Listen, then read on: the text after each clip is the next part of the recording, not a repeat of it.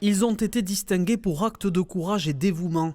3 pompiers de la caserne de Saint-Jean-de-Luz se sont vus remettre une médaille par le sous-préfet de Bayonne. Le 22 décembre 2023, lors d'une mission de reconnaissance, ils avaient sauvé de la noyade un marin lors du naufrage du Cycnos sur la digue de Sokoa. Cette nuit-là, 2 d'entre eux, Florent Pesanti et Antion Karikaburu, risquent leur vie en se jetant à l'eau dans une mer extrêmement agitée.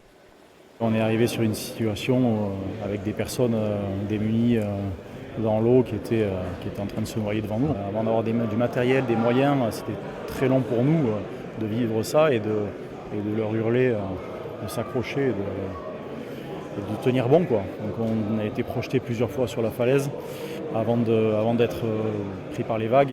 2 marins sénégalais vont périr dans le drame. Les pompiers parviendront à repêcher le capitaine du bateau. Quand on s'est présenté dans l'eau, on a pris la première victime chacun. On a réussi à leur mettre une bouée à chacun. Et ensuite, le plan, c'était à la base de rester ensemble tout le long de l'intervention, puisqu'on avait une visibilité très réduite. Et après, mais ça ne s'est pas vraiment passé comme prévu. Au bout de quelques tentatives, j'ai réussi à me présenter au niveau de la paroi rocheuse. Et Olivier, qui était sur la falaise, a réussi à m'envoyer une corde après plusieurs tentatives également. Et puis après, c'est les copains qui nous ont sortis de l'eau, quoi.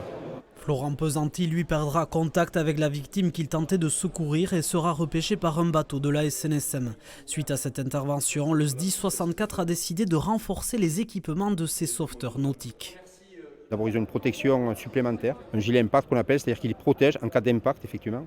On a mis systématiquement le casque, parce qu'effectivement, à l'eau, si on est confronté à un ressac qui vous projette sur la roche ou sur des blocs, effectivement, le casque semble une évidence. On a privilégié, bien sûr, de mettre en place un dispositif qui nous permette de les repérer.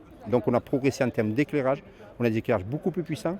Par ailleurs, 19 agents ont reçu une formation spécifique à la gestion de ce type d'intervention.